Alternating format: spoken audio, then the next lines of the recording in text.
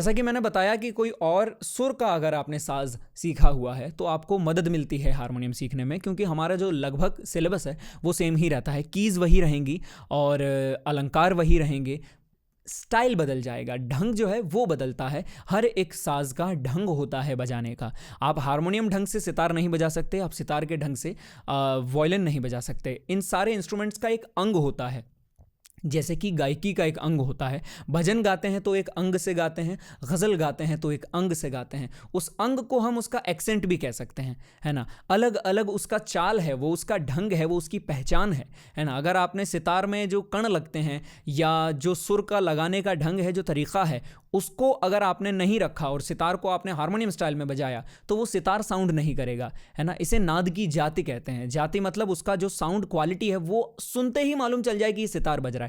ऐसा ना हो कि सुन के आपको लगे यार साउंड तो सितार का है लेकिन इंस्ट्रूमेंट कोई दूसरा बज रहा है। अगर ये होता है तो वो इसीलिए हो रहा है क्योंकि आपका अंग जो है वो गलत है, यानी गलत स्टाइल से आप बजा रहे हैं। तो उसी तरह से पियानो अलग अंग से बजता है, अलग स्टाइल से बजता है, और हारमोनियम भी अलग अंग से बजता है। और सिर्फ हारमोनियम तो कई अंगों से बजता है, क्योंकि जब आप गायकी के साथ बजा रहे हैं तो उसमें गायकी अंग आपको लाना पड़ेगा। इंस्ट्रूमेंट के साथ बजा रहे हैं तो आपको इंस्ट्रूमेंटल ढंग लाना पड़ेगा उसमें, है ना। अब मैं कोई इंस्ट्रूमेंटल बंदिश इसमें बजाऊंगा तो मैं ये स्टाइल नहीं यूज़ कर सकता जो मैंने गायकी के साथ यूज़ किया है। वो भराव मैं नहीं दूंगा, है ना। मैं थोड़ा सा खुलापन दूंगा, हर नोट को इंडिविजुअल टाइम जो है वो थोड़ा कम दूंगा, और उसमें जो स्टाइल्स हैं, जो ऑर्नामेंट्स हैं, वो अलग अलग लगेंगे। गायकी के साथ वो ऑर्नामेंट्स अलग लगते हैं, जैसे कि जो गमक है, मीण है, कई चीज़ें हैं जो हारमोनियम में लाना मुमकिन नहीं है ना। जैसे गमक है या मीण है, इसको प्रॉपरली आप हारमोनियम में नहीं ला सकते, है ना। ये तार वाले जो वाद्य होते हैं उनके लिए होता है। तो खैर, आप अगर पियानो सीखे हुए हैं और या सीख चुके हैं थोड़ा बहुत, हारमोनियम पे शिफ्ट करना चाह रहे हैं, तो आपके लिए काफ़ी आसानी भी है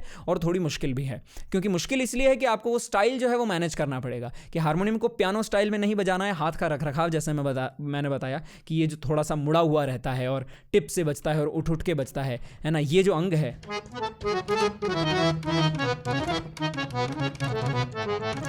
ये अंग आपका पियानो में नहीं आएगा। ये कण जो हैं ये आपके पियानो में नहीं आएंगे, है ना। लेकिन ये हारमोनियम में आने ज़रूरी है। ये नहीं आएंगे तो हारमोनियम का स्टाइल जो है वो चला जाएगा।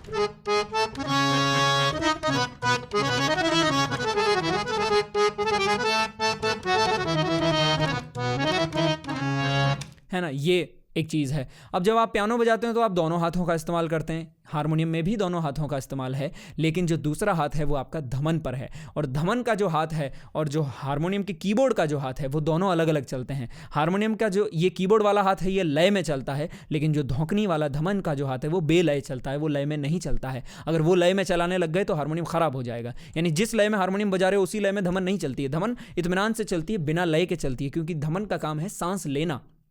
आज मैं जितनी स्पीड में बोल सकता हूँ, लेकिन उसी स्पीड में मैं सांस नहीं ले रहा हूँ। मेरे सांस लेने की गति अलग है और मेरे बोलने की गति अलग है। लेकिन अगर मैंने सांस लेना बंद कर दिया तो मैं बोलना बंद कर दूंगा। अपने आप ही मेरी ज़बान जो है उसमें से शब्द बाहर नहीं आएंगे, है ना। सांस भरती है तो शब्द बाहर आते हैं। यही सीन हारमोनियम का भी है। धमन भरती है तो साउंड बाहर आता है, लेकिन धमन तेज़ ये ऐसे जल्दी जल्दी भरने से हारमोनियम ख़राब होता है और साउंड कंट्रोल जाता है। जैसे कि ये देखिए, है ना। अब मैंने जितनी ज़्यादा धमन बढ़ी साउंड उतना बढ़ गया, और जैसे ही धमन छोड़ दी हवा बाहर आ रही है और ये देखिए साउंड कम हो गया। तो ये जो कंट्रोल है ये आपको सीखना पड़ेगा, और ये शायद एक कीबोर्ड वाले के लिए हारमोनियम पर शिफ्ट होकर ये कंट्रोल पाना थोड़ा मुश्किल है, क्योंकि उसका जो दूसरा हाथ है वो भी लय में ही चलता है। जो दोनों हाथ हैं वो एक लीड करता है या एक कॉर्ड्स बजाता है या दोनों हाथों से लीड करता है, तो उसको दोनों हाथों में लय का अभ्यास होता है। लेकिन यहाँ पर जो दूसरा हाथ है उसको लय से हमें हटाना पड़ता है। तो हाँ, थोड़ी सी आसानी है और थोड़ा मुश्किल है।